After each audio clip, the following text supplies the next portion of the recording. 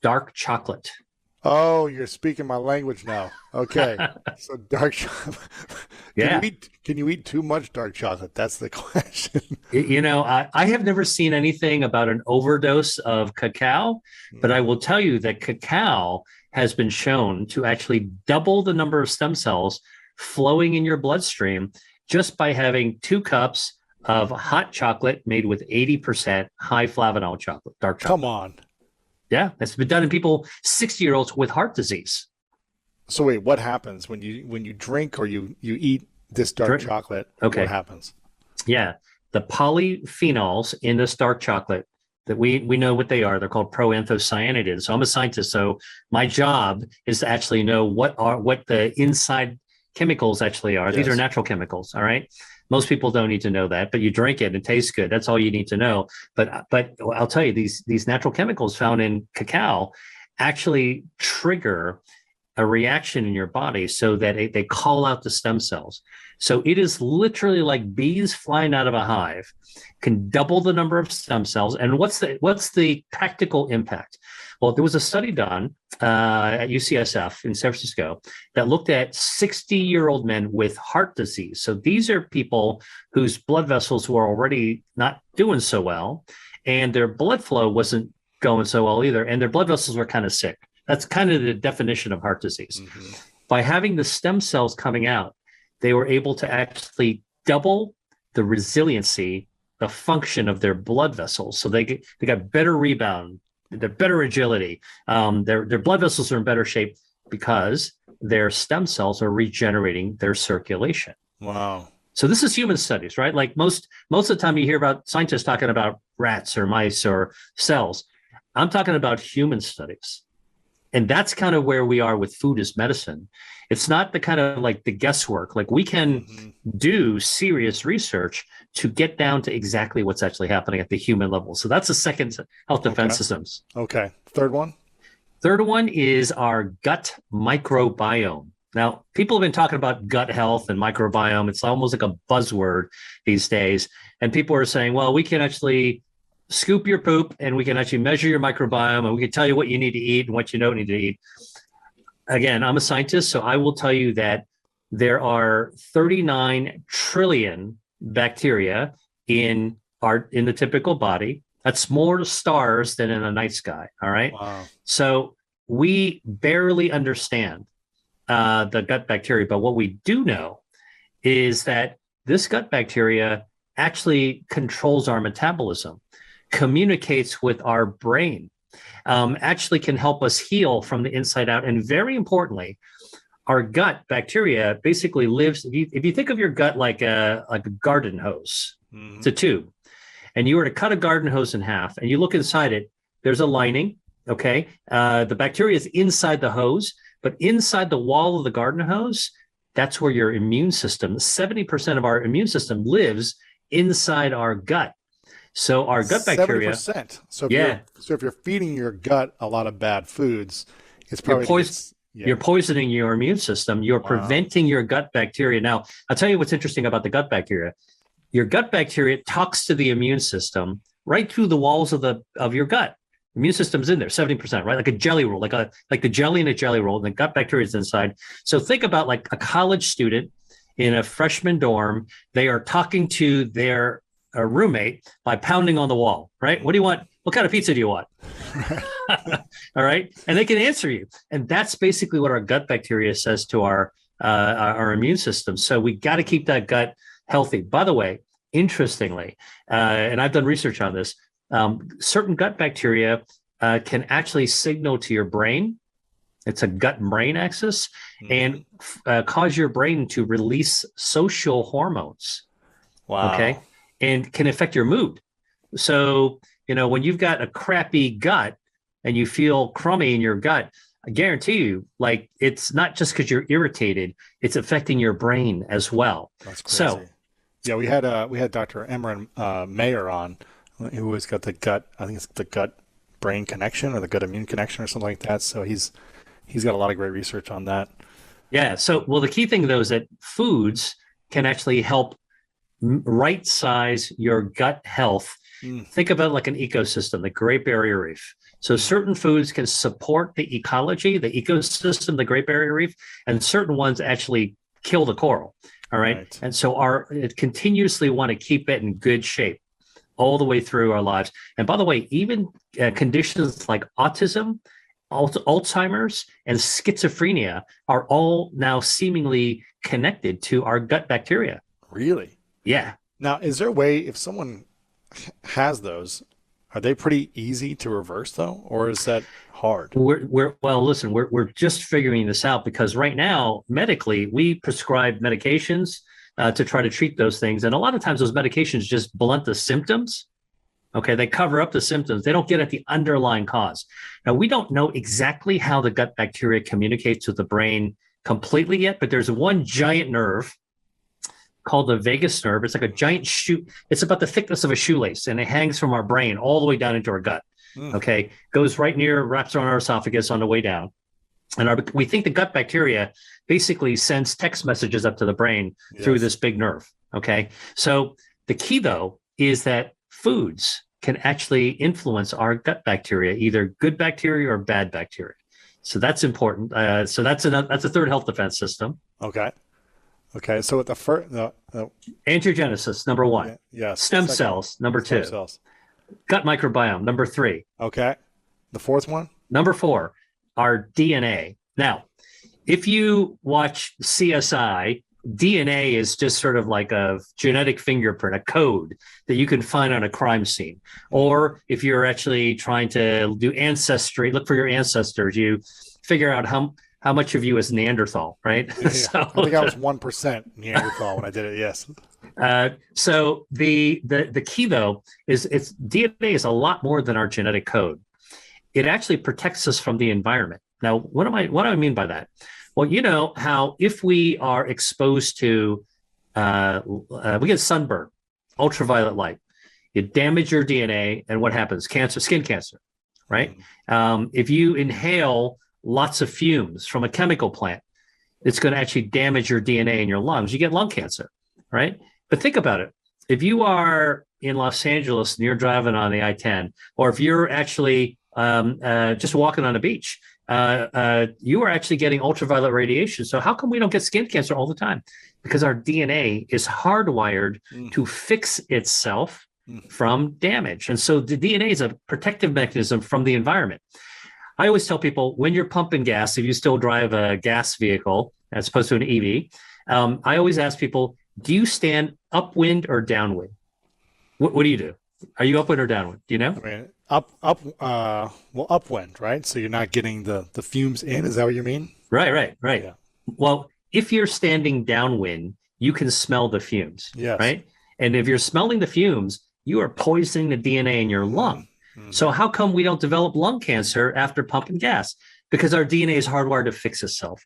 And so our DNA is sort of like a self-defense mechanism against the environment. Radon from your basement, okay? Off-gassing from the new car you just got, or the Uber that you're riding in, you know, or the furniture that you got, right? So like this is this incredible defense mechanism against our environment. And then and foods can actually speed up the repair, help fix holes that are in our DNA. And then the other kind of pièce de résistance for our DNA's defense is that there's something called a telomere. I don't know if you've ever had anybody on your show talk about telomeres. Telomeres? Yeah. Yes. These are see if you're the longer the telomere, the longer you can live or something, or they can. Right. Well, I'll tell you basically what to remind your listeners and viewers, basically, if your DNA is like a shoelace, the telomere is like the little plastic cap at the end of the shoelace. And over time, that little cap kind of wears down, just like on a shoelace. And you know, when that cap is gone, man, that your shoelace just falls apart. Yeah. And that's what happens to our DNA. So we need that cap.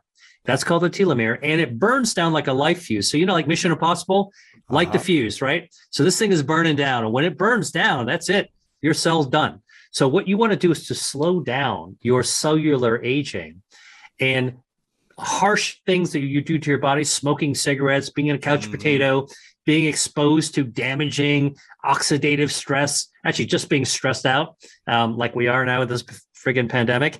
Those things all shorten our telomeres. They burn the fuse faster. Stress. But foods can slow it down, and some foods can reverse it and lengthen the telomere, which is really cool from an aging perspective. Right? What are those top 3 foods that help lengthen the telomeres? Green tea is one of them. Coffee. It's amazing. I used to live in Italy, and I just got into this habit of drinking espresso.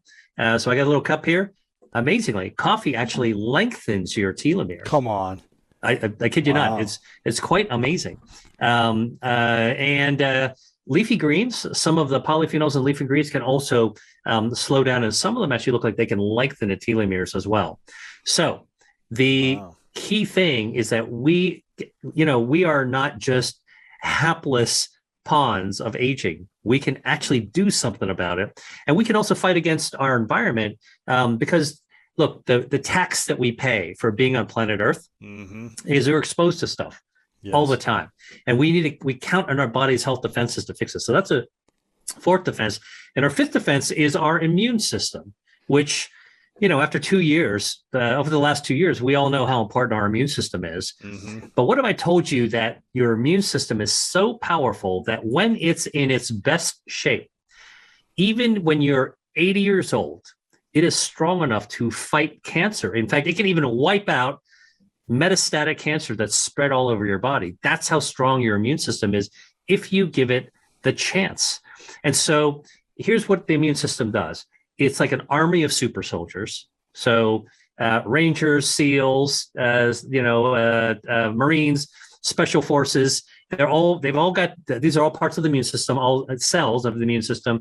And like the Special Forces, they've got their own weapons, their own training, their own tactics, but they all work together for, the collective good. And what happens is that when you've got good, strong defenses, you can fight off invaders from the outside, bacteria and viruses, for example. But it's not just outside invaders. You got inside invaders as well. And those little microscopic cancers are inside invaders. And so our immune system patrols our body, okay? Cops on a beat. And they're looking for things that don't look right. And you see that microscopic cancer that can't grow because it doesn't have a blood vessels feeding it, angiogenesis. Basically, the immune system goes there and takes them right out. Okay. Wow. And takes a sniper shot and it's gone. And so that's why we got to protect our immune system. And there are lots of foods that can actually boost our immunity as well. What would be those top 3 that boost the immune system? Blueberries are a food that definitely boosts the immune system. It's in young people as well as older people. They boost the natural killer cells, which is really cool.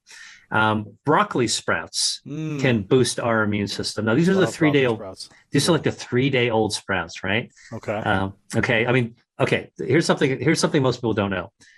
The big broccoli that when we eat broccoli, we really, our moms told us to eat the treetops, right? They're all the same.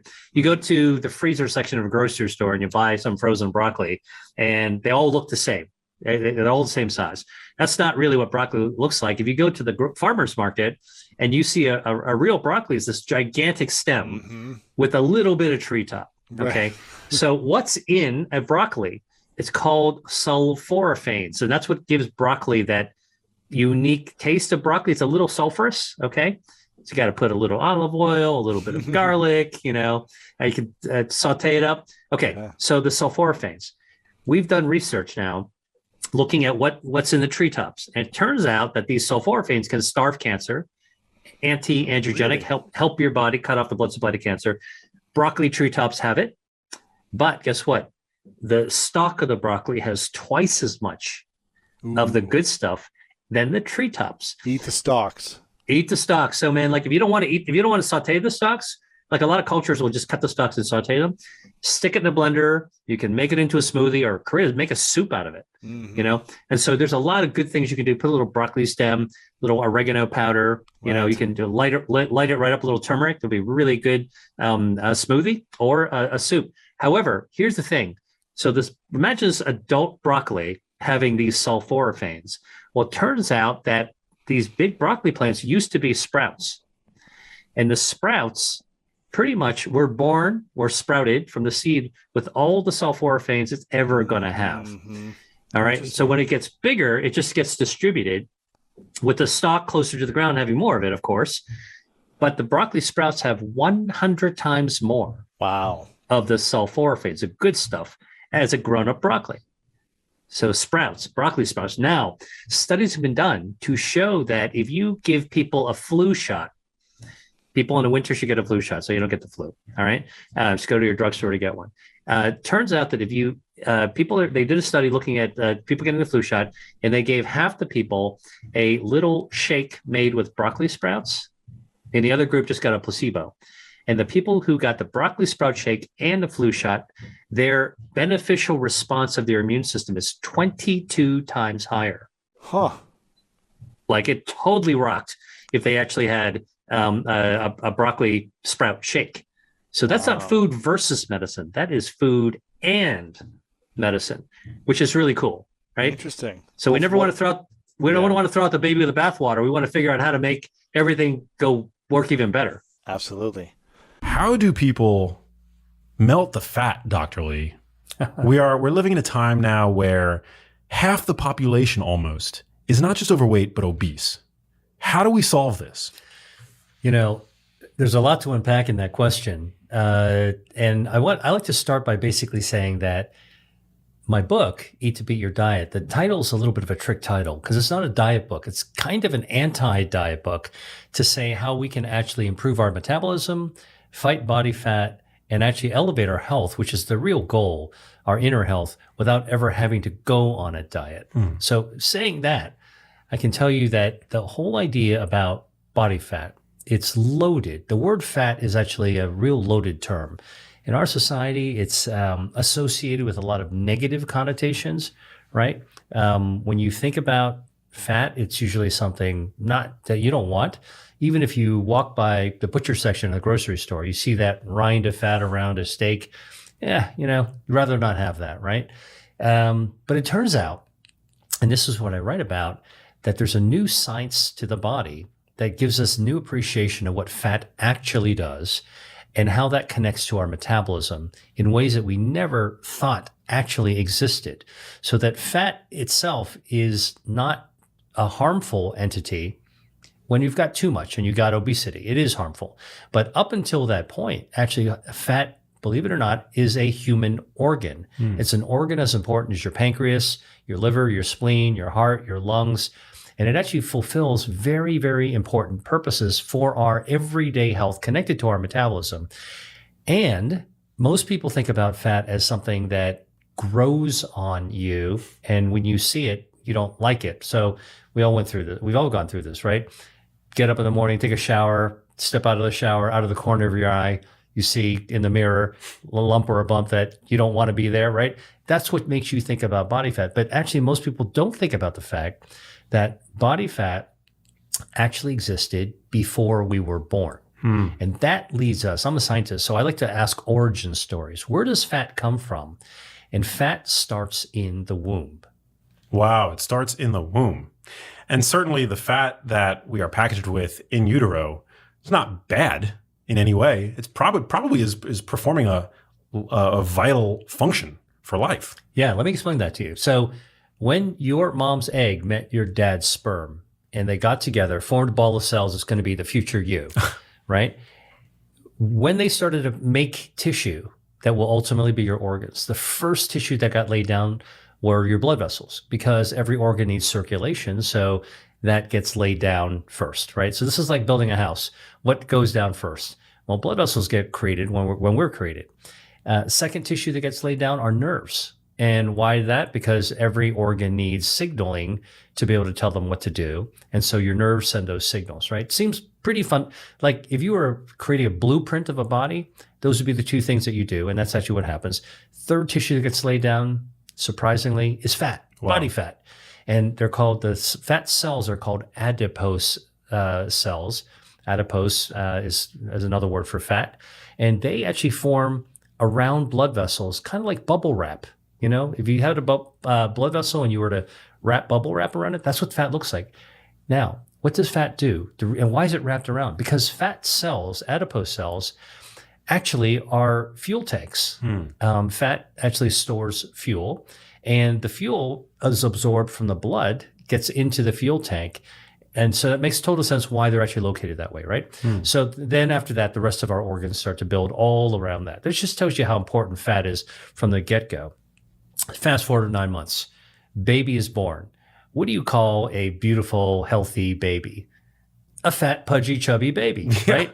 Big fat cheeks, round tummy. Think about it. Like their arms and legs are like those balloons in a circus where they make poodles out of it. Literally, the clown makes it, right? Like literally, they look like that, right? So there's something great, important, and healthful about fat in utero, very important for survival, and also when we're born, right? But we don't tend to think about fat in that context. By sort of counter distinction, if you actually saw a baby when they were born and they had chiseled cheekbones like a fashion model, and they had thin arms and long, thin legs like on a runway, you would be taken aback. You'd go, man, there's something wrong with that baby. Yeah. Right? And you'd be right. Okay. So a fatless baby, a thin baby, lean baby is not well. Okay. So this is my kind of reset for you to rethinking body fat is actually one of the things that I write about. Like we need to have a complete reconceptualization and a new understanding of what fat actually does. Yeah. So what is the fat doing for the baby during that stage of life? Okay. What the fat is doing for the baby is actually a continuum of what fat does for our healthy bodies for the rest of our lives. And so this is sort of the goodness of fat that's hidden beneath the kind of the perception of the badness and the actual badness. So I'm not denying that excess body fat is harmful. It's very harmful. We're going to get into that in a second. But before we talk about the harms, it's so easy to jump into the demonization in the health and wellness space of things. I'm a scientist. I'm a doctor. Let's talk about the good stuff first so we can understand, when does good become bad? And that way we can know how to restore the good, right? I'm with you. Yeah. Okay. So first of all, fat, as I mentioned to you, is an organ, and it performs multiple functions. As an organ, what kind of organ is it? Turns out to be an endocrine organ. Produces hormones, like your thyroid, like your adrenal glands, okay, like your pancreas. And that's an amazing thing because we don't normally think about our fat as an organ. Most organs are just a chunk of something connected to tubes. Well, fat's actually a kind of organ that is just distributed throughout our body. And what does the fat produce as a endocrine organ? It produces hormones, 13 different hormones that are known currently. Wow. All right. And 3 of them I want to mention because I think it's important just to give some examples of what this hormonal function of fat actually is. Remember, we're talking about health. We're talking about healthy fat, healthy body from baby to, end of life. The first hormone is leptin, made by fat. And many of you may have heard about leptin. Leptin is sort of the appetite controller, right? More leptin, less appetite, less leptin, more appetite. So it's kind of like a volume switch for your hunger, all right? And that's important because when your fat actually is controlling your brain to go search for food so you can load up on fuel because the fat cells are fuel tanks. So you can kind of see how this all starts to fit together now, all right? Now, fat, so that's one hormone. Most people may have heard of leptin before. Another hormone that people that have not heard about, or at least very few people have heard about, is called adiponectin. Adiponectin is another fat hormone, okay? It's a very important one, and it's completely concerned with helping your body gain energy from the food that you eat. All right. In fact, it works as a partner with insulin, which is a hormone that helps energy. So let me tell you, if I were to take a vial of your blood, send it to a regular hospital lab to analyze your hormones, your adiponectin levels and mine would be 1,000 times higher than any other hormone in your body. Wow. Higher than testosterone, higher than thyroid hormone, higher than cortisol, anything else. Now, why is that? It's because adiponectin partners with insulin to make sure that the energy that you have from the food that we eat is efficiently absorbed into our bodies. That's our metabolism. It's part of our metabolism. So good, healthy levels of fat perform this function to bring in energy along with insulin. It's very, very important, as a foundation for our energy. Now, there's a third hormone I want to mention. It's called resistin. Resistin is like the brake to adiponectin. That's the gas pedal. gas pedal goes down. Let's absorb lots of energy fast, hard. Resistant is like, whoa, let's put on the brake here, a little bit less. All right. So, most systems in the body are about balance. Okay. Leptin up, less appetite. Leptin down, more appetite. Adiponectin down, you actually have more efficient energy absorption. Resistant down, the brake, actually pull back on energy absorption. Makes sense because we want to fine tune our metabolism from day to day. So that's one very important thing that normal healthy fat does. It's a setup in the womb. The babies start to do it right away, and it continues throughout our lives. This is how we normally function. Now, a couple of other things that fat does as well, besides being an endocrine organ. It's a cushion. Now, most people think that fat might be a like insulation, kind of like blubber on a whale. No, it's more of a cushion. Think about fat like peanuts that you might pack something you're shipping across the country in. Yeah. All right. If we had no body fat, all right, and the most important body fat for the cushion actually is inside our frame, packed inside our belly. If you had no fat and you tripped on a rug and you fell on the ground, your organs would burst open. So fat actually has sort of a cushion role as well. Now, the other thing that fat actually has a very important role on that's fascinating is that it's a space heater. And a space heater, so this isn't just passive, like the blubber is just passive. The cushion is kind of passive, but this is an active function, just like the hormone. Instead of releasing hormones, it releases heat. Wow. Now, let me explain to you, not all fat generates heat. So the new science of the metabolism tells us, broadly speaking, there's two kinds of fat in our body. There's white fat, which is jiggly. The white fat that's under the skin, is meaning close to the skin. We call it subcutaneous. That's the stuff you see under your arm, under your chin. That's the muffin top, all right, around your thighs and your butt. That's the stuff that most people don't like, want to get rid of. And I have no problem with it. That's a good thing. If you feel good by streamlining your body, go for it. Yeah. That's an important thing. And too much of it is also bad for you. But the other thing that's really important is that another kind of jiggly fat is actually packed inside your body. That's the visceral fat we were talking about earlier. Now, visceral fat doesn't care if you have a big size body like a weightlifter in the Olympics or a thin body like a javelin thrower in the Olympics. It can grow inside. And that fat is sort of like the peanuts for packing, as we talked about, except when it starts to grow excessively, it goes from being a packing peanuts into turning into a baseball glove that wraps around your organs and chokes your organs. Ooh. And it can happen whether you're apparently thin or you, obviously, if you actually have excess weight. All right, that's white fat. Both not so good for you. Visceral fat, deadly. So both the subcutaneous fat and the visceral fat are white fat. Correct. Got it. Right. Now, the other kind of fat that's not white fat, the other kind is called brown fat. You're starting to see and hear about brown fat, and, you see it online, you see some advertising for it. A lot of people in the weightlifting world and bodybuilding world talk about brown fat. I'm not coming from that sector. I'm coming at this really as a scientist and a doctor. And let me tell you something about brown fat. It's absolutely fascinating because only recently have we discovered that humans have not just a little brown fat, but a lot of brown fat. And brown fat is different than white fat because it's not jiggly. It's not lumpy, bumpy, jiggly. It's not under your arm. And it's definitely not subcutaneous. You can't see it. It's not under the skin. Brown fat is paper thin, wafer thin. Okay. So Think about it. Fat as thin? Yeah. Wait a minute. Yeah. That seems to be a contradiction in terms, but yeah, brown fat are thin sheets and it's not close to the skin when you can't see it. It's close to the bone. All right. It's deep. And it actually is plastered around our neck, plastered underneath our breastbone, around like a girdle around our chest, under our arms, a little bit in the back, a little bit in your belly scattered. Okay. And that fat has space heater function. Wow. It's like a nuclear plant that can fire up when it's stimulated in order to burn energy. So it really actually activates your metabolism. And as it does that, it needs fuel, right? The space heater needs power. It needs gas. It needs to get fuel. Where does it draw the fuel? Where does brown fat draw the fuel from? Brown fat draws its fuel to burn from white fat. So brown fat is good fat that can fight white fat when it's bad fat. Fat versus fat. Wow. Another totally interesting thing that you can actually think about fighting fat with fat. It's like a civil war happening in your own body. Yeah, exactly. Except that they all started out being friends and all started out creating kind of a peaceful society. Yeah, well, they should. I mean, ideally, we'll return to that. So, how do we then?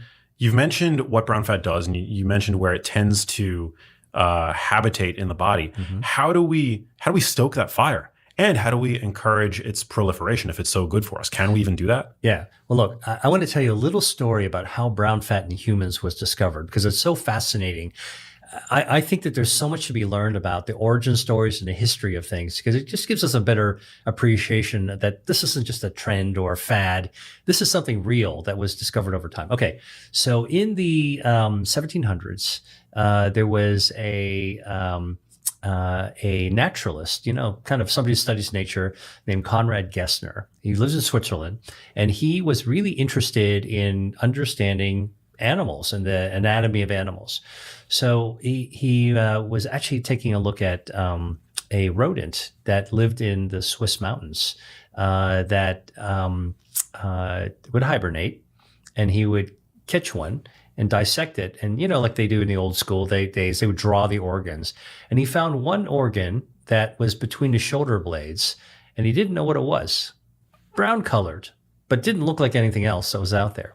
Well, fast forward. Actually, a professor at UCLA took a look at that, over time and started to there were more sophisticated lab tools and said, you know what, that brown thing actually is made out of fat. And the idea of this is that they thought maybe it was something only in hibernating animals. So then they started to find it in bats and other kind of animals that actually hibernate.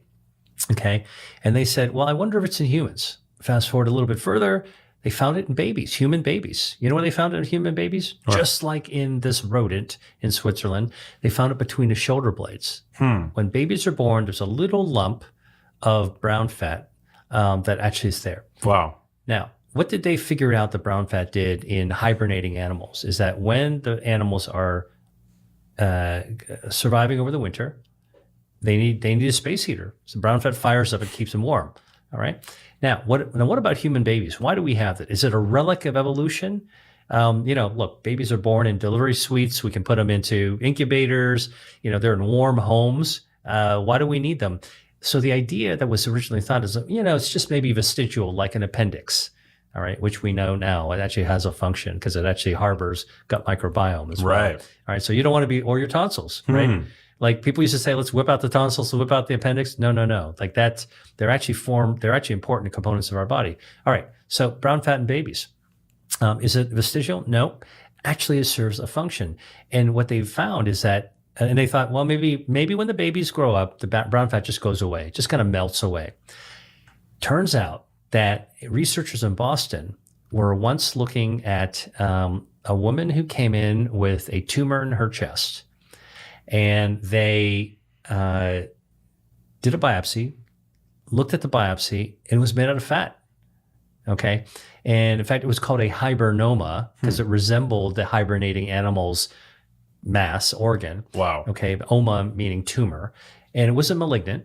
All right. But what they thought was really interesting is that when they scanned it using a PET scan, which captures metabolic energy, in other words, what you need to generate heat, this baby in this tumor, this little tumor, hibernoma, this brown fat tumor, lit up like a nuclear engine. Wow. Okay. And it was only because we had PET scannings at that time that it could actually even be figured out. So the researcher that did this in Boston, Ronald Kahn, actually went back and said, I wonder if this signal exists in other PET scans, metabolic scans in other people. So he went back and dug up thousands of other scans that were done and found, actually, there are people that are showing this brown fat throughout their chest, and we just missed it. Wow. Like it was there, but we weren't looking for it. So we just kind of ignored the signal, but not everybody had it.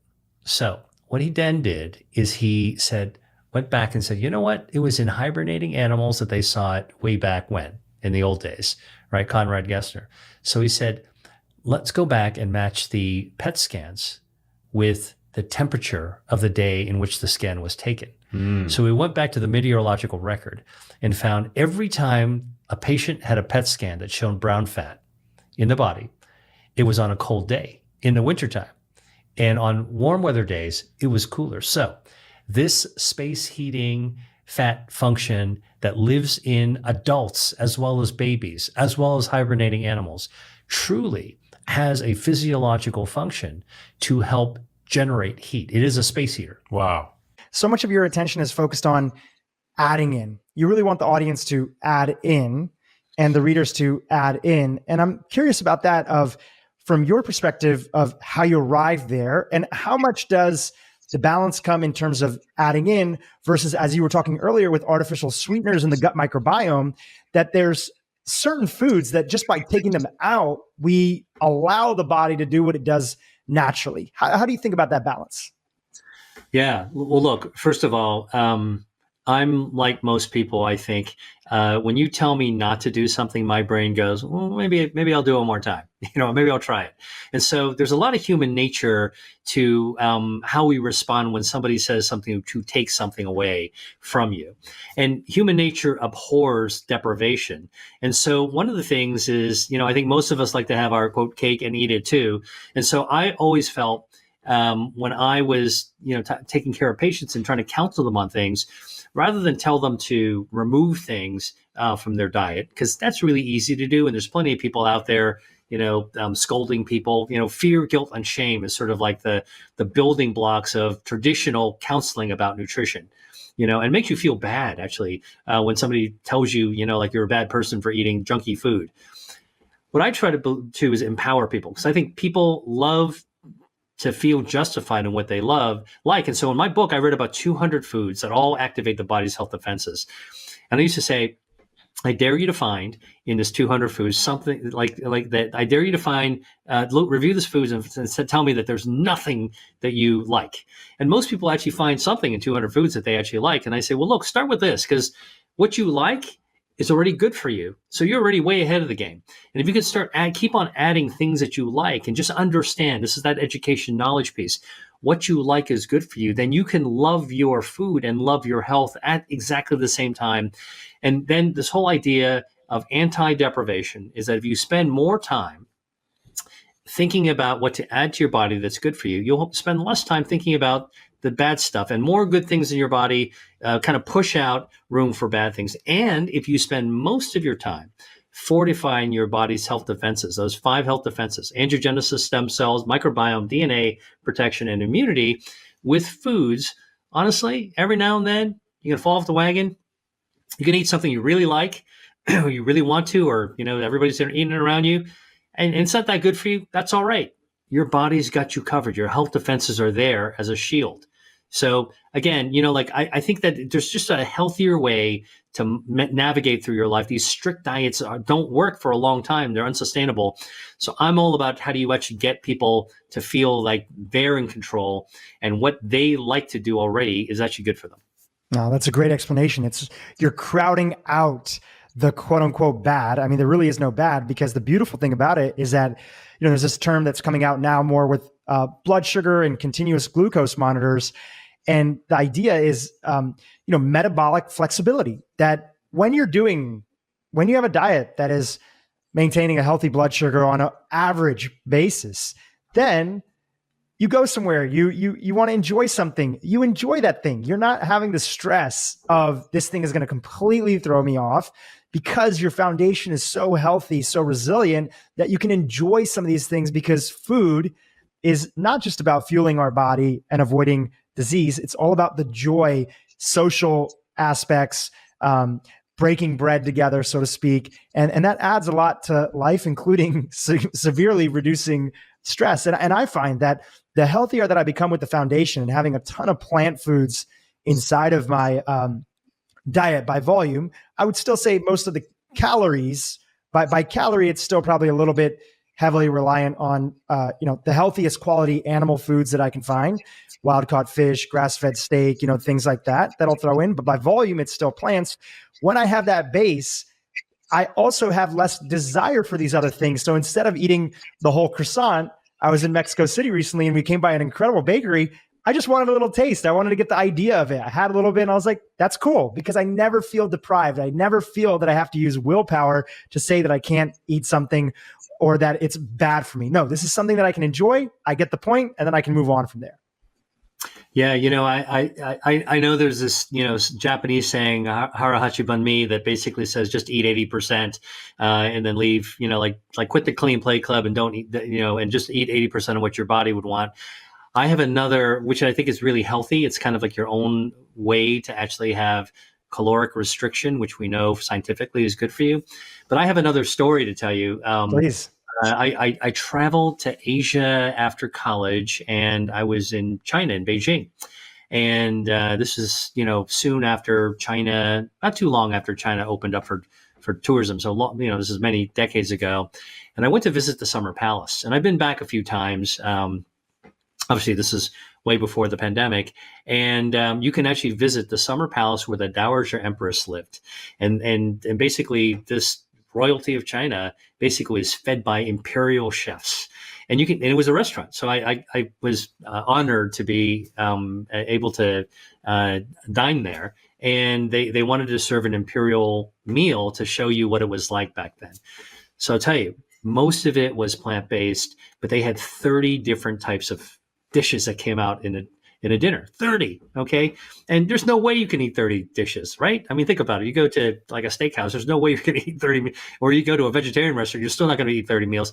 So what I learned that's never left my mind was that, food is pleasurable. And the way that the approach was not to put a lot on the plate, have a lot of different variety, to really be able to stimulate the taste buds, get the enjoyment of the food, make people feel like they could indulge and enjoy their meal. And the Dowager Empress would just eat with the chopsticks, just take one bite out of each plate, okay? And just get a sampling. And so that's what I realized when you're talking about the croissant, it brought that memory back to me. You don't have to have the whole hog of whatever it is they're serving. You can actually satisfy your indulgence by having a taste of it, savoring it, like really try to enjoy it. And that way, if you give us a little bit of time, it's not going to make you want to go back and just pig down on the whole thing. You learn how to enjoy the taste of something, allows you to experience more without having to stuff yourself. It's well said. And I think for a lot of people who are listening here, just like you gave the example about the broccoli and the broccoli sprouts, they know food is powerful, and we're all creatures of habit. We get into buying the same sort of 5, vegetables that everybody ends up having: corn, potatoes, all those classic examples, tomatoes, which obviously have a lot of healthy properties, as you highlight inside of your book. But when we talk about variety and getting inspired, that's what I really love about what you guys are doing with your course and kind of extending out the book, is you're giving even more inspiration, more education, so that people can get excited about wanting to go try something new. So that you go into Whole Foods, you go into Trader Joe's, you go into your local supermarket, wherever it is, or shopping online, and you're like, wow, I'm actually going to pick out this other food that I kind of overlooked. What's an example of one of those things that is an underrated food, something that people overlook and might not have as part of their normal routine, but can have such a profound effect if they start including it into their diet? Yeah, I'll tell you a great one. Kiwis, right? So these sort of, baseball shaped, little smaller baseball, furry little brown things. You cut them open, they're beautiful and green with seeds, starburst on the inside. I always liked kiwi, but I never really ate them very much. But I started doing the research on them, and kiwi is pretty amazing. First of all, it's a great source of vitamin C and fiber.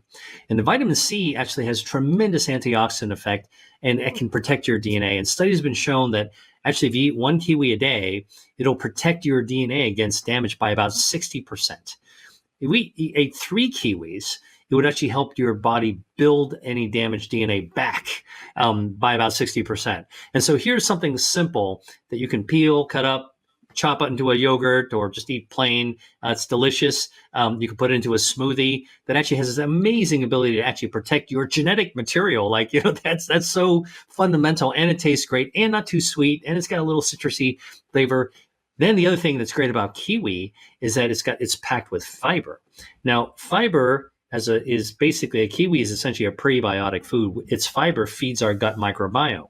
And studies have shown, there's a study done in Singapore that showed that just eating a kiwi, even one kiwi overnight, will start to change your gut microbiome, favoring more healthy species of bacteria. And so, like I always tell people, like, if I tell you something like that and you try a kiwi, you can't unlearn what I just told you. Every time you see the kiwi, you're going to say, you know what, I know there's something good about it. And then if you remember what that is, that's really what I try to do with my course, is really try to teach people how to make it second nature to make great choices and to be enthusiastic about it. Like, I think most people are kind of intimidated by, this is, kind of like the whole philosophy behind my course. People are intimidated by diets, right? To begin with, they're a little, maybe I didn't do so good in my life. I should do better. It's always, people go into a diet in order to try to get better. And what I try to shift that paradigm is, look, if you're serious about getting healthy, and this is the time you want to actually do it, it's not that difficult. You just got to dive in, engage. You do want to be awake. You need to be alert. And you got to realize it's not about somebody feeding you a superfood or a super supplement, and that's all you got to take every day. It's really about understanding more about you. It's self-knowledge about how your own body works, right? Like, at some point, we all figured out how our eyes work and how our lungs work and how our prostate works and our uterus.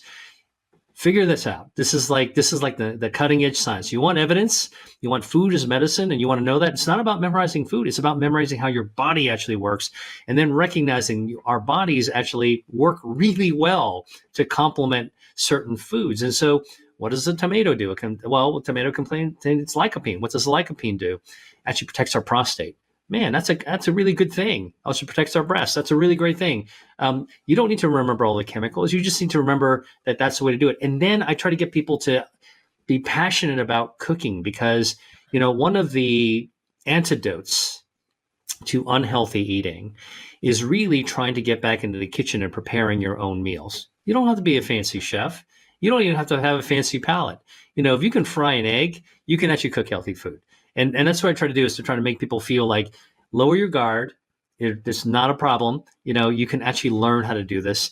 And, there's nothing more satisfying to me than to actually go out and, find some great looking, healthy, fresh foods, figure out how to cook them and taste it myself. Like, it's like, like back in wood shop when you were in junior high school and you created your own toolbox. Like, man, that's really cool. I made that.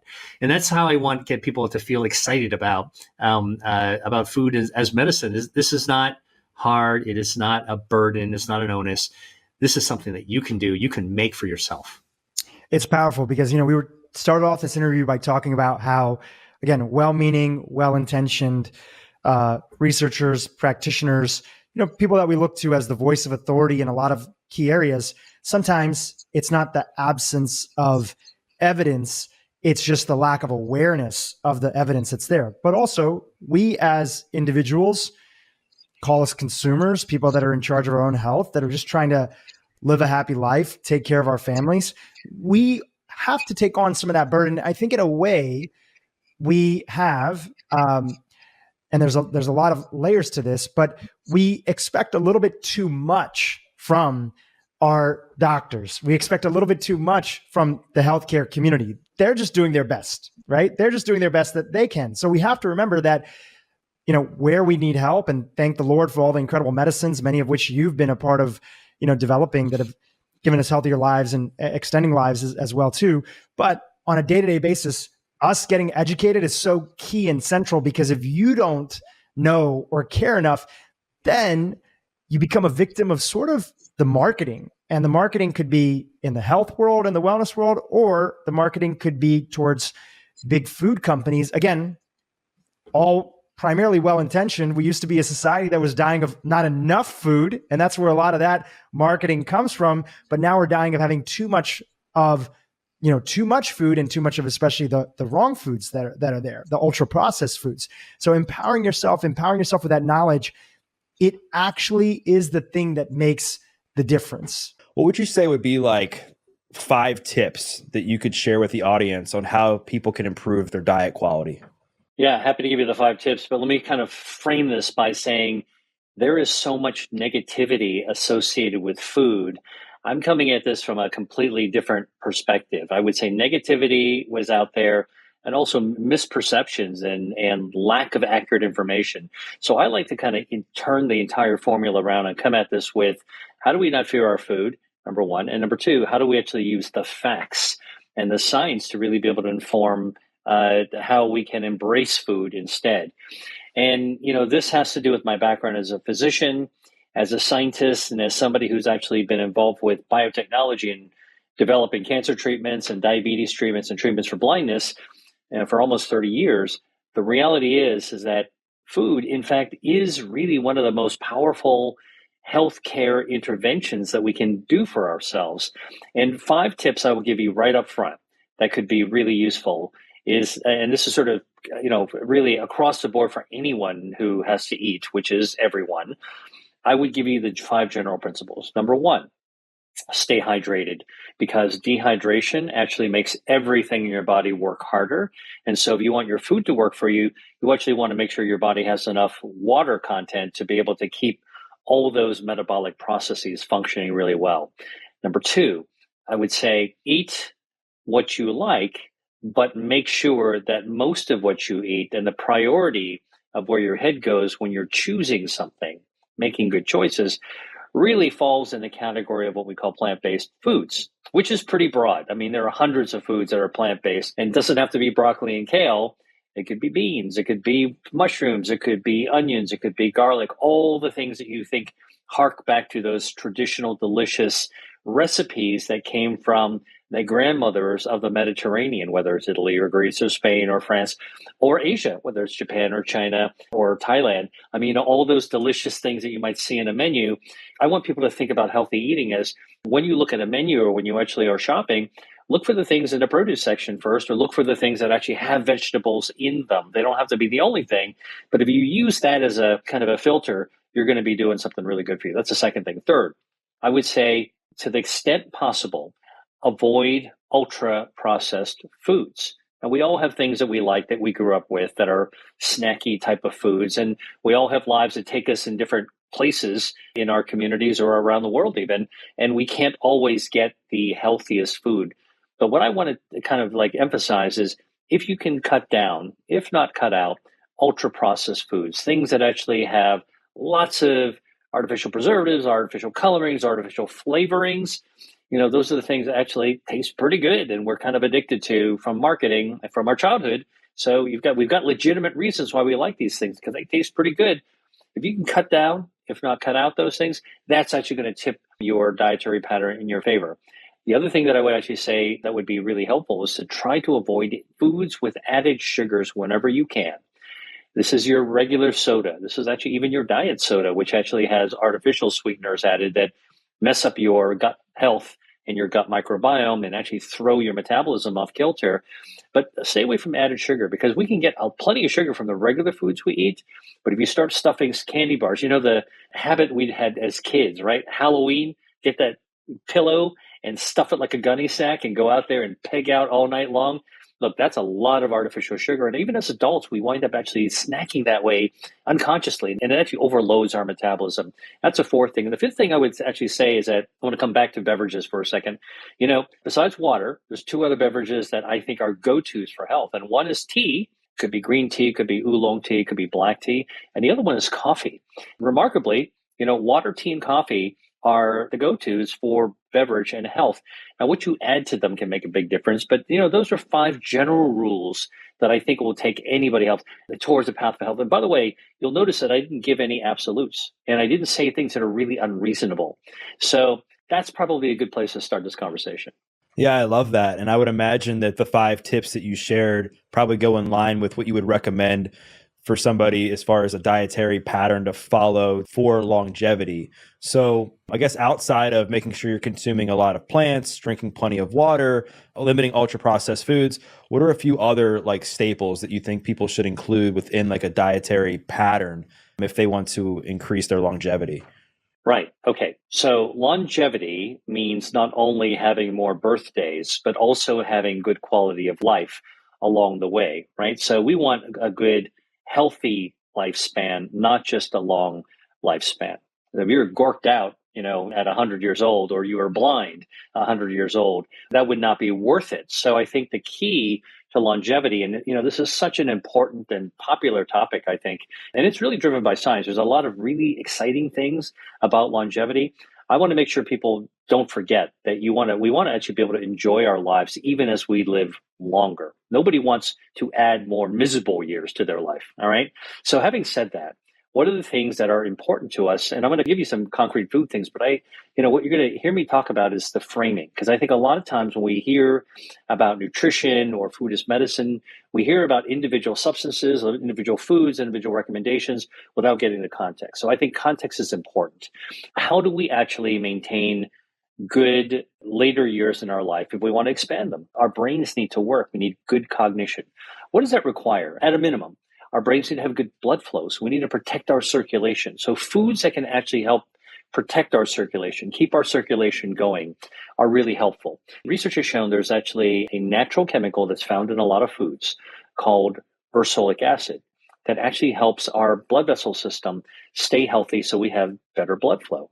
Where do you get ursolic acid? It comes in chestnuts. It comes in fruit peel, which is found on dried fruits, which are a healthy way to actually get a lot of dietary fiber, which feeds our gut microbiome, our healthy gut bacteria in our body.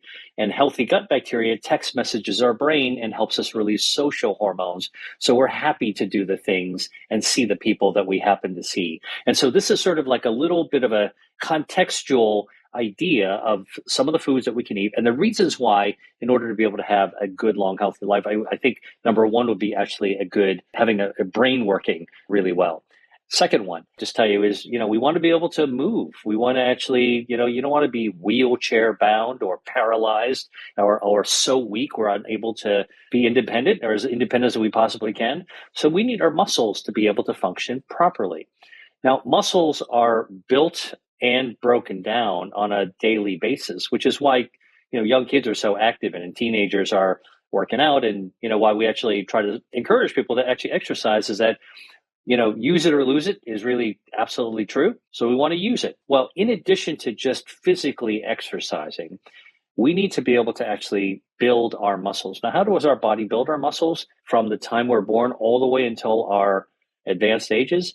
Uses stem cells. Now, these are not the stem cells you would get at the strip mall injected into your knee, or for your tennis elbow or your shoulder.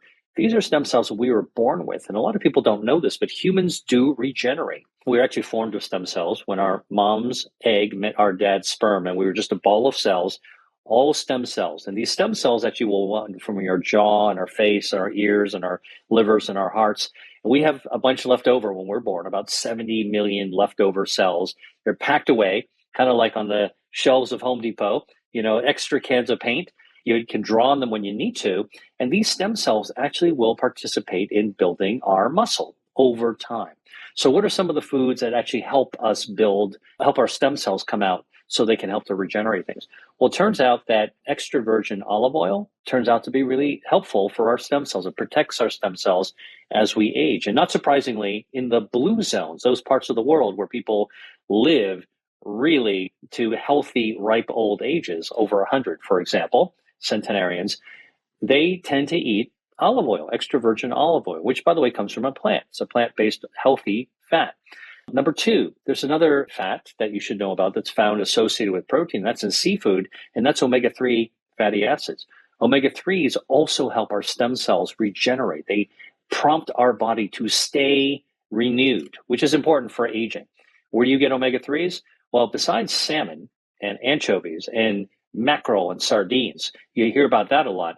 It turns out many, many, many different kinds of seafoods and even seaweeds, edible seaweeds, actually have omega-3. So one of the things that I write about in my new book, Eat to Beat Your Diet, is leaning into that seafood section of the grocery store, which, some people already like seafood, but some people aren't familiar. And I want to take people's apprehension away to say, dive in there because there's a lot of great stuff.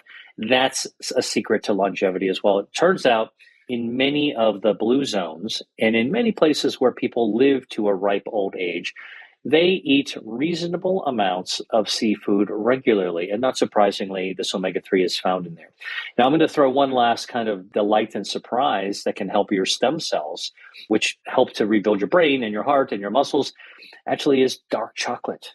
Turns out chocolate's a candy. Okay, it's a confection. But to make dark chocolate, you have high amounts, 70%, 80%, 90% cacao. Cacao is actually from a seed pod, the cacao plant, and that's a plant-based food. It turns out there's natural chemicals, bioactives in cacao made in dark chocolate at high concentrations that help our stem cells come out and rebuild our muscles, our circulation, many other parts that need to be renewed. And as we get older, one of the things we want to do is we want to continuously be renewed rather than broken down. These are some of the ways that we think about diet and longevity. Those are some great tips and some great foods. As you were naming those foods, I was like, yep, definitely eat that. Yep, definitely eat that. And it just seems like it's pretty consistent too with like the Mediterranean dietary pattern, right? Would you say that that's pretty accurate? Absolutely. And here's the thing that I think is really important to understand about the Mediterranean diet. As you said, that it's a pattern. It's not a single recipe or a single commercial package. The Mediterranean is not just Italy and Greece and Spain, which people can pick out in 2 seconds. But in fact, it's made up of like 27 different countries that all surround the Mediterranean Sea. And most people don't realize this, but Tunisia and Israel, Croatia are all Mediterranean countries. And what that means is that there's a really rich diversity of traditional foods that people have enjoyed. So, for people that say, well, I'm not really into Italian food, or I'm not really, I don't know who wouldn't be into Italian food, but, some people are very picky with their food. What I say is that if you want to look at Mediterranean pattern, you have to appreciate this is more than 20 different countries that have something to offer for you. And similarly, Mediterranean is one pattern of healthy eating, but the other pattern of healthy eating is in Asia, because Asians live, there's a long pattern of longevity, it's traditional patterns, lots of seafood, lots of plant-based foods. And here's the cool thing, Doug, is that the Mediterranean and Asia, if you think about restaurant menus, might look like there couldn't be more differences, but then two different types of cuisine. But in fact, the pattern of eating and the things that are in them could not be more connected, because 2,000 years ago, there was something called the Silk Road. And it was a series of dusty trails that linked China to the Mediterranean. And the traders that did trade silk, but many other things as well, also exchange their ingredients and recipes. And so when you want to think about healthy patterns of eating, please do think about Mediterranean eating and realize that Mediterranean is much more than Italian food. It's a lot of different foods. But now I want you to actually open this up to a kaleidoscope of cuisine that includes Asia and the interconnections between Mediterranean and Asia. And I actually, in my new book, I call this Mediterasian, because it really is something that is not new, but thousands of years old. And now it's time for us to kind of really go back and tap that well of culinary genius that's always existed. And the stuff tastes great too. What myth around eating for a healthy heart most annoys you? As somebody who studies blood vessels and circulation, which is what the heart is all about, the thing that really irritates me is when people think that just simply working out, whether it's jogging, going to the gym, lifting, that'll actually guarantee that you're going to be heart healthy. In fact, that's only a bit of the solution. Oh, that's fascinating. All right, we're definitely going to talk some more about that. Will, what are your 3 tips for living longer? 3 tips. Number 1, get good quality sleep. I'm a doctor. I went through training. I was deprived of sleep for years. That subtracts years off of your life. So get some good rest. Second, eat healthy. And what that means is going to be different for every individual. But bottom line is that listen to your body, because your body knows what actually is not so good for you when you feel badly. And there's a huge literature of studying what's actually good for you, mostly plant-based foods, and we can talk more about that. And then the third thing really is to stay physically active. That doesn't mean you have to jog, swim, run a marathon. What it means is that you have to actually move. Brilliant. I think everybody here knows that their heart is really important, right? Anyone for the last 100 years has been told about that. I think most of us, and I'm included, have never really thought about our blood vessels. And I know that blood vessels have been the center of your research. Can you start maybe by explaining why our blood vessels matter? Yeah, well, I'm a physician, I'm a scientist, I'm a vascular biologist, which means I study blood vessels and the cardiovascular system. And here's a little fact that most people don't know. First of all, when it comes to your heart, which is about the size of your fist, that's the best kind of surrogate measure of what it looks like in your chest. This heart, this beating muscle, is connected to 60,000 miles of blood vessels that course throughout your body. 60,000 miles. 60,000 miles. Now, if you were to pull out all the blood vessels in your body and line them up end to end, you'd form a thread that would wrap around the earth twice. Now, you can imagine how important blood vessels are when they're connected to the heart this way, because your heart, every beat, every pump, jets out blood through these highways and byways that bring the blood, the nourishment, the oxygen you breathe, all the growth factors to every cell in every organ of your body. I've suddenly discovered that there's 60,000 miles of blood vessel inside me, which is amazing. Wraps around the earth twice, not something to try at home, I guess. How does it link then from these blood vessels to actually impacting our heart health, which I think is the thing we think about? What's going on and how does that link? Yeah, well, I'm sort of trying to give people a view that they may not have thought about, right? Because most people think of the heart, you go jogging, you hear the lub-dub in the background, the soundtrack of your heart beating. But here's something most people don't know, is that when we were all in our mother's womb forming, one of the first organs that we formed isn't your brain, isn't your liver, isn't your bones. It's actually your heart and your circulatory system. And they all form pretty much at the same time. And they form with these things called stem cells. So imagine just dropping a group of marbles on the ground and they randomly kind of fall on the carpet. They roll around and they don't look like anything. Those are your stem cells at, say, day 5, day 7 after conception, when dad's sperm met mom's egg. Over the course of the next weeks, those marbles coalesce together and they begin to organize themselves to form these channels. They call them first lakes, blood lakes, before they form tributaries, before they form streams. And that's basically, at the end of the day, they're left with one additional area, which is the heart. That is special because it actually has muscles, special muscles that will actually pump, and its own electrical system. And so basically, when you think about how your heart and your blood vessels are actually connected together, they were formed together at the very beginning. All right. So what happens to your heart will impact your blood vessels, your circulation, and therefore your organs. And what happens to your blood vessels actually impacts the heart as well. So if you have very stiff blood vessels, now blood vessels are actually very elastic. So basically when your heart pumps, they will stretch to accommodate the blood. All right. Because the normal capillary, the smallest blood vessel at the very, just getting into your organs to feed your cells, that's the thinness of a human hair. That's a human capillary. Now, to jet blood through that, in fact, that diameter of that blood vessel is smaller than a single blood cell. So even for a healthy blood cell to get through that end channel, it has to stretch to allow things through. Oh, wow. So everything, I think about this like these tiny little elastic things that are opening and closing to squeeze through, like literally my blood cells. That's right. And without my blood cells, my organs are in trouble. Is that right? Without your blood cells pumping through, delivering those oxygen-carrying, oxygen-rich red blood cells very quickly, and I'm talking about within seconds, your organs start feeling starved. Think about getting choked. You can't breathe. All right. And then soon it turns blue, just like you would be blue in the face. And shortly after that, your organs stop functioning properly. And when they actually stop functioning properly, they start to malfunction. The ultimate malfunction, whether it's in the liver, whether it's your kidney, whether it's your brain, I mean, the ultimate brain malfunction is you have a stroke. And this, by the way, everything I'm talking about in your organs also can happen to your heart. So when there's a malfunction of your heart because it's not getting enough blood flow, it can also happen. The heart has its own circulation, which is pretty amazing.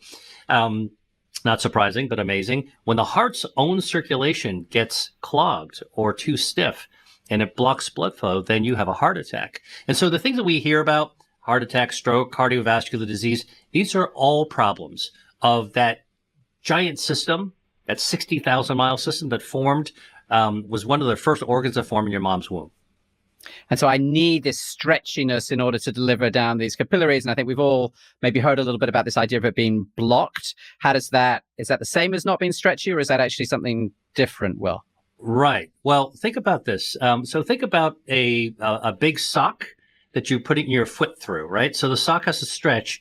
Like the sock you pull out of a drawer is actually pretty thin. It looks too thin for your leg to go through, but because it's stretchy, you can actually put your foot and then your ankle all the way through it, right? Yep, I'm familiar. I fought with my daughter this morning to do exactly that, as I seem to end up doing many mornings, because it turns out that it's a lot easier to put your foot through the sock when the other person is helping rather than pulling it in the other direction. So right. I understand the analogy.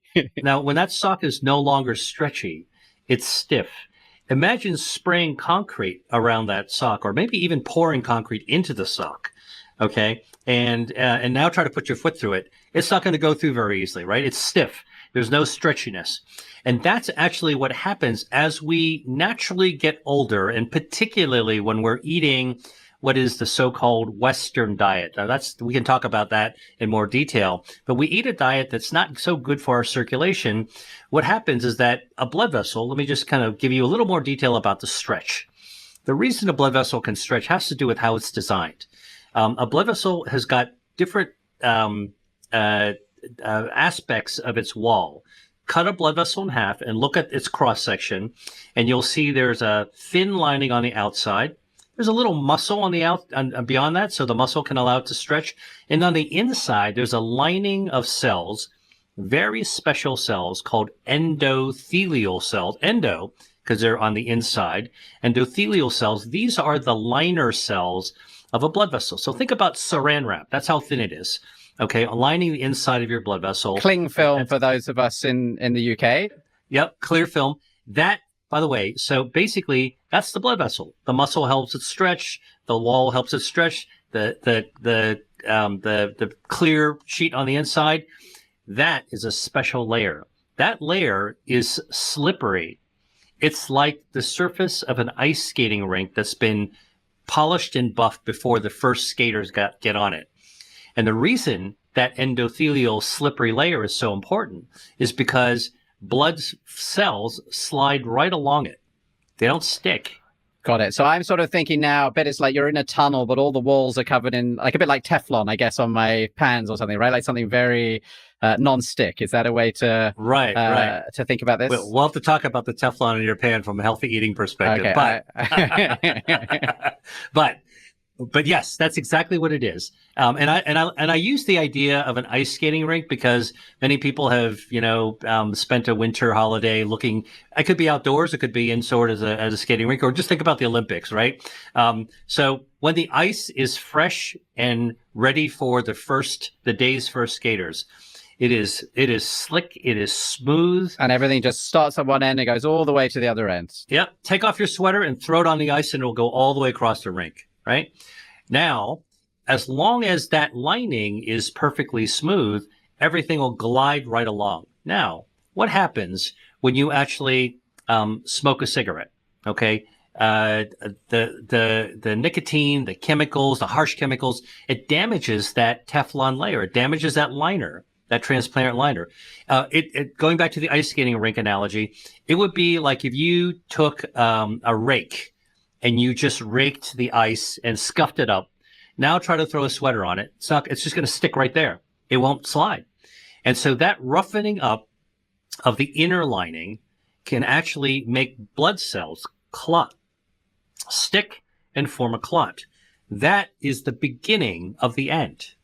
When I say the beginning of the end, that starts to narrow the blood vessel. The blood vessel starts to get stiffer. You don't actually have that stretchiness. Plaques, fat can actually build on the inside of the wall. And what is a plaque, Will? A plaque is a thickening. Like a plaque on your teeth is any kind of a thing that builds up on your teeth, right? So a plaque in a blood vessel is similar to what you would find in your teeth, but it's on the inside layer. And what it does is it makes it stickier, it makes it narrower, it makes it stiffer, all the things you don't want in a healthy blood vessel.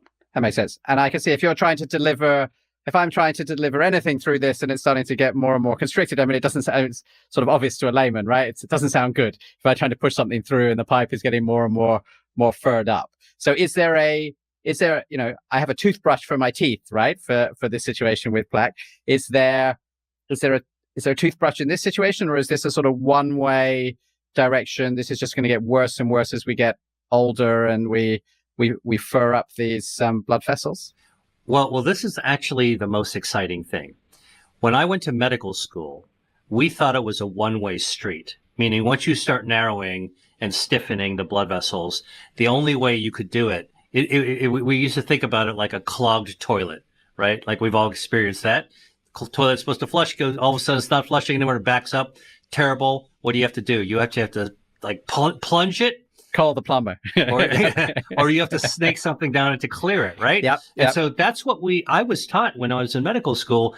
You got to call the heart plumber, the cardiologist, the interventional cardiologist, who basically will stick a rotor-rooter, which is like a coil, in your groin, snake it up through the blood vessels in your groin into the blood vessels in your heart, and literally rotor-root it, like basically drill out that clog to clear the toilet. So it is a bit like brushing your teeth. Well, fancier technology, but exactly. Well, and then of course it would clog back up. And so what they then invented in the medical world are stents, which are literally little Teflon or metal coated stents that would strut the blood vessel open, right? So sort of like a thin, like think about Mission Impossible. You get this little thin thing, you put it into the blood vessel, and then boom, it opens up, and now it's actually stenting open, forcing open the blood vessel.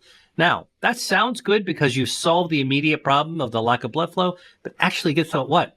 That actually also damages the natural elasticity, stretchiness of the blood vessel. So now you've got basically an iron tube stuck inside your blood vessels.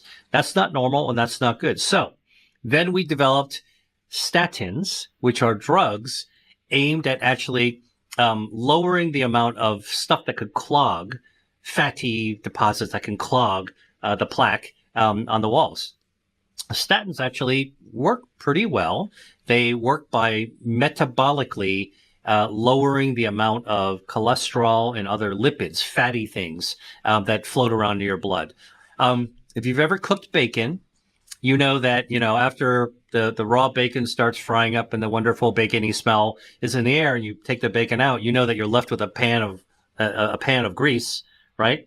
Now you're going off eating your brunch or what have you. You come back to the pan after breakfast, and what do you actually have? You've got this congealed mess. Imagine that congealed, white, creamy, thick stuff, the bacon grease. Imagine that is actually sluicing through your blood. Doesn't sound good, right? Like nobody's going to suggest that this sounds like a good thing to be going on inside you. No. And that's what statins were designed to do, is to sort of try to cut through that grease like a detergent and lower the levels in your blood. Sounds like a good idea. But here's the problem. Statins, which are capable of actually preventing the buildup to some extent, have a lot of side effects, actually. It's a $1 billion blockbuster area of pharmaceuticals, and many, many people are on them. But, statins can damage your muscles, can damage your kidney, can damage your liver. There's all kinds of things. Every drug has an effect and the potential for a side effect or an unwanted effect. So not particularly a great solution. And frankly, people shouldn't take medicines. I'm a doctor. I was trained to write prescriptions, but my own practice, my own mindset of how to help a patient is really to try. If you are forced to give somebody a prescription, my goal has always been to figure out from the beginning when you're going to take the person off the prescription so they no longer need the drug. Now you need to find a different solution. And so this is different than writing a prescription and putting somebody on a drug for the rest of their life, right? Like how many of us know people like that, or even doctors who actually think that way? My view is that medicines can be life-saving, but if you put somebody on a medicine, the goal, ideally, is to figure out how you're going from the beginning, when you're going to take them off it. So now research actually has then discovered that there are foods and lifestyle issues that can actually reverse all the things that damage the elasticity, the flow, that can block your circulation. I mean, we started at the very beginning, right? We just started saying, drop those marbles, they're stem cell, they haven't formed, and then they form and they work perfectly when you're a baby. And over the course of your life, during aging, and over the course of maybe less than salutary dietary habits, you're eating foods that are not so good for your circulation. You get the clogging, gets a cigarette smoke, damages that smooth ice, and now it's sticky. All right. Can we avoid stents? I think we can. Can we use drugs? Yeah, I think we can. But can we use diet and lifestyle to reverse that clogging? That prevent and reverse. That is actually what's remarkable, because science has now discovered it's possible to not rely on the drugs or the hardware that I was taught the medical community has to use. About the impact of the gut microbiome and how that can be tied to body fat. And specific to that, one particular organism that we're starting to hear more about, Akkermansia. Can we talk about the interplay between the gut microbiome and our metabolism and this very important, organism that many people may be unfamiliar with? Okay. Everyone's probably by now heard about gut health and thought about gut health. If this isn't something that you've heard about, ask a friend or a family member. They'll start rambling on about everything about it. Okay. Here's the thing.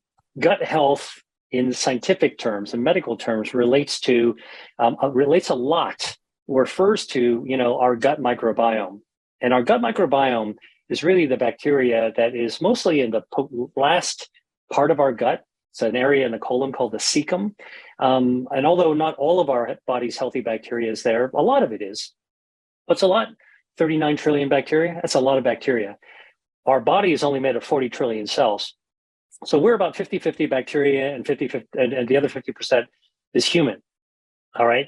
And so what we realized is, and again, I'll confess this as a bona fide MD who went through medical school, is that when I went to medical school, and you probably had the same thing, Cynthia, is that I was taught that bacteria are bad, must kill bacteria, and now must memorize all the bacteria you must kill with prescription antibiotics that are necessary in order to stay clean and healthy. Well, turns out that's all like a little bit misemphasized, because most bacteria that we encounter throughout our lives are good bacteria. Almost all of them are good bacteria. And we do encounter a few bad guys, I mean, think about it. It's like saying that the way that the medical community was trained is like, everyone's a terrorist, must kill terrorists. But in fact, actually, most people are good guys. Most people are ordinary, peace-loving citizens. And yeah, there's a few bad actors out there. We do want to make sure that we're keeping an eye out for them, right? So it's really, what's amazing to me is how modern science is teaching us to upend a lot of the traditional teachings that the medical community actually has been saddled with over the decades. So gut microbiome are healthy bacteria living in our gut. There's a lot of different bacteria, not only bacteria, by the way. There's also viruses. There's also fungi. There's also another type of small organism that most people don't even know about, called archaea. That's another kind of member of the gut garden that's out there, but let's not go there right now. I'll tell you about the bacteria. We're just beginning to understand the importance of the gut microbiome. And we do know that the bacteria in our gut talks through the wall of our intestines, because they're living inside our intestine. They talk to our immune system, and they talk to our immune system right through the wall of the bacteria. It's like I would say it's like college roommates in a dorm with really thin walls. And basically the bacteria, which is one roommate, pounding on the wall to the roommate, basically say, hey, what kind of pizza do you want? All right. And then the roommate can hear on the other side and shouts back, I like mushroom or olives. And basically our bacteria and our immune system talk to each other that way. And good, healthy gut bacteria give good instructions to our immune system. And this is really kind of an eye-opener to realize that our immune system is so tightly connected. And when our gut bacteria is not healthy, not only is our immunity, our defenses down for immunity, but our inflammation, which is another part of our immune system, goes up. And the gut bacteria not only influences our immune system, it also influences our metabolism. It influences our lipid, cholesterol and lipid levels in our body. The inflammation actually is really important to control, because if we've got extra body fat, basically we've got actually a smoldering fire burning in our body. Okay. And it's our healthy gut bacteria that puts out that smoldering fire. Like we put out that forest fires, prevent it from becoming a wildfire. We need good, healthy gut bacteria. And, most people have not until recently paid attention to their gut. So, and we've all been through this before, like when you're feeling okay, and then 1 week you're not feeling okay, you're gassy, you're crampy, you're not regular, or you're having loose stools, and you're just not feeling that good. You're not talking about it to people mostly. Okay. That means that you don't have good gut health. And most likely there's something going on with your gut bacteria. We are just beginning to actually understand that we got to pay attention to that. Now, a lot of people out there say that they've got a solution. Do my stool test and get my probiotic. And what I will tell you is that we don't understand enough about it yet to come up with a definitive solution. However, there are certain bacteria that are very, very interesting. One of them is called Akkermansia muciniphila. Akkermansia, Akkermansia. That's the first name. The last name, the genus and species, is Muciniphila. Muciniphila because it actually likes to live in the mucus of your gut. Now, I learned about Akkermansia muciniphila not in a metabolism setting, not in a diabetes or an obesity setting, but actually in a cancer setting, because I do cancer research. A few years ago, I was with a colleague of mine, Dr. Laurent Zipvogel, who discovered in cancer patients getting immune therapy, treatments that actually activate our body's own immune system to fight the cancer, that the people who responded well, whose immune system could be coached by the treatment to go out and destroy their own cancer, people who survived, actually had Akkermansia. And the people who unfortunately didn't respond, meaning their immune system did not respond, or couldn't be coached by the immunotherapy, lacked this one particular gut bacteria, Akkermansia muciniphila. So that's really interesting. One bacteria could make the difference between whether you lived or died as a cancer patient with a particular kind of treatment. To me, like my radar went up right away, like, oh my gosh, we got to figure out more about this. And the more we actually discovered about this, so what Laurent Zipvogel did, she took out the Akkermansia from these responders, cancer patient survivors, and took them to the lab and gave them to lab animals that were developing cancer and gave those lab animals immunotherapy. And so they would respond if they had the Akkermansia from the patient. And then she gave them antibiotics to wipe out the Akkermansia, and the cancer grew right back and killed the animals. So just like the patients. And so this was I think 2017. And now the research has continued to evolve. Now we're finding that it's not just cancer. Okay, which is not about cancer. It's really about the immune system, our own health defenses. But another defense is really about able to tame our adipose tissue and our metabolism. People with good metabolisms have more Akkermansia. People with, and this is actually a really strange observation. So I'm a scientist. So, one of the important things about scientists is you can tell somebody's a real scientist when they tell you they don't know something. All right. So here's what we don't know, but what we observed. People who are suffering from obesity actually have hardly any or no Akkermansia in their gut. People that are lean with good metabolisms actually have Akkermansia. So this is an observation that we need to pay attention to. How come one group doesn't have Akkermansia? Is it a cause or an effect? What is Akkermansia doing? Well, it looks like Akkermansia may be controlling the lipids, might be influencing the inflammation, really, really being helpful. And so then the question is, how do you grow your own Akkermansia? Okay. Well, it turns out that there are certain foods containing polyphenols, like pomegranate juice, that contain elagitannins, is the bioactive, that doesn't act directly on the bacteria, the Akkermansia. It prompts your gut to secrete more mucus. There's more soil for the Akkermansia to grow. So it's basically like a gardener saying, how do I put more fertilizer for my flower bed to bloom, my annuals to bloom? So pomegranate juice, Concord grape juice, cranberry juice have all been studied. They all have this elagittannin. More mucus, the more mucus there is, the better the Akkermansia grows. And I can tell you, I had a patient I once was treating who had cancer. She was about to get an immunotherapy for her cancer, multiple myeloma. And I told the oncologist, hold off for a second, because let's test her stool to see if she had Akkermansia. This is as a result of my knowing, my work, my knowing about Laurent Zipvogel's work. And so we tested her stool. She had 0 Akkermansia. Why? Because her kids had had bronchitis. It went right through the house. She had gotten some antibiotics from, a walk-in clinic, and she had no akkermansia. So I said, wait, let's grow some back. So we gave her pomegranate juice. We tried to really give her some fermented foods to really make her gut health better. We needed more mucus. We needed more gut health, more probiotics, prebiotics, probiotics. Then we tested her again a few weeks later, and she had 6 times above the general population's worth of akkermansia. So if you're missing it, I'm telling you, diet can actually grow it back, which is a wonderful thing. And when we actually gave her the immunotherapy, she actually responded completely, like one of the best responders ever seen in history. So I'm telling you, this is not food versus medicine. In this case, it's food and medicine, or food before medicine. And it's really about the body and the wonderful things that we can do to feed our body's health defenses, feed our body's metabolism. It's all stuff that's inside us. Well, it makes so much sense. And I love that it's tangible. It's not an unusual thing that people have to go purchase to be able to support their gut microbiome. Now, I want to be respectful of your time, but I would love to kind of focus in on some of your favorite foods. You do a beautiful job in the book, really talking about specific foods and compounds that can be very, very beneficial for helping support metabolism. And then briefly touch on the Mediterranean, kind of concept, which is so aligned. I grew up with an Italian mother, and, food was savored, and you took long meals. There was no rushing around.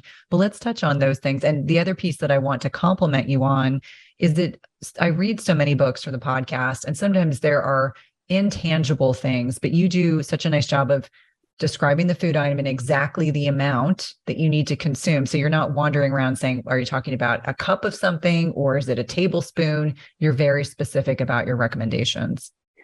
Yeah, no, well, thank you for your kind words. Look, I'm somebody who really grew up like you around really delicious food. I grew up in the city of Pittsburgh, Pennsylvania, where there's a lot of ethnic communities. And I went to these folk festivals where we got to sample a lot of things. Look, we all come from different places. We all have our own origin stories in terms of every culture in the world has its own food story and food traditions. And I love that. I really respect that. And one of the things in my research, I talk about that in our food ingredients, there are these compounds that might be tongue twisters for people to pronounce: lycopene, chlorogenic acid, zeaxanthin, beta-cryptozanthin. I could go on and on. Allicin, hydroxytyrosol. They're all in the book if you want to read about them. But what's important is that they're all found in our foods. They're found in things like tomatoes and apples and pears and garlic and scallions and garlic scapes and lots of seafood as well, including the omega-3 fatty acids. And what I try to do is sort of take away some of the mystery.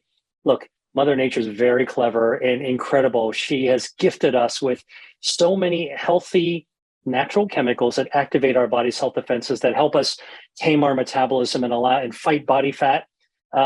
So they're in there. So what are those? What are some of the favorite foods? In my book, I wanted to do something that I know a lot of diet books don't. And I wanted to take people on a tour of the plain old grocery store, the way that I go through it, and take them on a tour to point out the things that I see as you go around. Go to the produce section, which is usually the first section. What am I seeing? I'm seeing tomatoes. I'm seeing brassica vegetables. I'm seeing the broccoli, the kale. I'm seeing the bok choy, the baby bok choy. Then I'm seeing the mushrooms, and I'm seeing the red onions. And I talk about all these things and try to provide a little bit of, underneath the hood, give a little clue into how do we know it's good for you?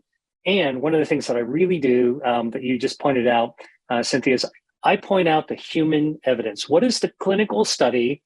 The lab study is interesting, especially the scientists, but the human study is what people care about. And in the human study, you always have a dose, an amount, a frequency, just like any medicine, which is food is medicine. So I publish that around. So every food that I talk about, or almost every food, I actually talk about the doses. So, what's interesting is like pears. Pears actually have been able to reduce waist circumference. How does it do it? By shrinking the visceral fat, the harmful fat, the gut fat.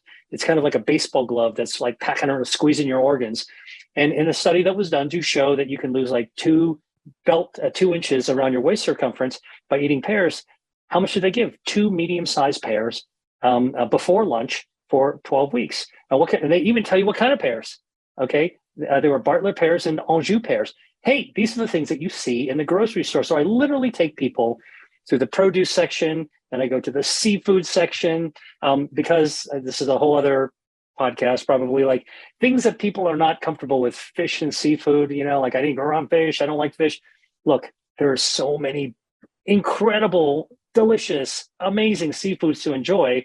And I'll come back to that with Mediterranean, that I actually spent a whole chapter diving into things that you'd recognize, and a lot of seafood I'm willing to bet you don't recognize, like the mitten crab or the mantis shrimp. These are things that are out there. I really want to punch through the brick wall and show you that there's a lot of stuff that you haven't discovered yet. I want to demystify that and tell you the dose of that to eat as well. And then, of course, the forbidden middle aisle. I wanted the people to say, you know what, it's time to grow up and get out of this, this elimination thing. Don't even go to the middle aisle.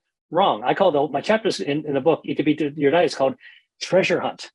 Go into the middle aisle with your bucket, your cart, to hunt for the treasures that help your metabolism, like navy beans, like lentils, like extra virgin olive oil, like apple cider vinegar, like dried prunes, like dried mushrooms and chili pepper powder and turmeric. I mean, there's all these things that, I'm trying to let people know that this is every day. Anybody can do this. This is not mystery. And this isn't about elimination. This is actually encouragement to dive right in and find the thing that fits you. So what fits me? I always get asked this question, Dr. Lee, you write about food and health, you're a food as medicine researcher. What diet are you on? And I tell people I'm not on a diet, but I do have a way that I eat. In my way, I call Mediterranean. I'm Asian. I grew up in a Chinese family. I had lots of Asian food. I also spent a gap year in the Mediterranean before I went to medical school. I lived in Italy. I lived in Greece. And then after that, I went to China. And what I was interested in doing on those gap years is to study food, culture, and health. And so to me, what's really wonderful is that there is a beautiful way that these natural ingredients, whether you know the chemical names or not, have been incorporated into recipes. And they're easy to find on the internet. Many of them are traditional. Your grandmother and her grandmother were making these foods, okay? Natural, fresh, local, seasonal, all that stuff that you hear about that sounds trendy, and cooking them and sharing them and eating them that contain fiber. They may be fermented. They have these polyphenols in ways that everyone can enjoy and savor without wolfing your food down. And, if you went to a traditional household eating, like in Italy or Greece, and somebody watched you wolfing food down, they'd hit you with a spoon because you're not supposed to eat that way, right? And I think that this is really what I talk about. Mediterranean is going back to the basics, becoming reconnected with the traditions of some of the healthiest cuisines in the world, and appreciating the fact that these are delicious foods that you can really love your food, to love your metabolism, and to love your health all at the same time. That's what my book is about. Hi there. If you enjoyed watching this video, I know you'll love the next one. Stay here and check it out, and I'll see you there.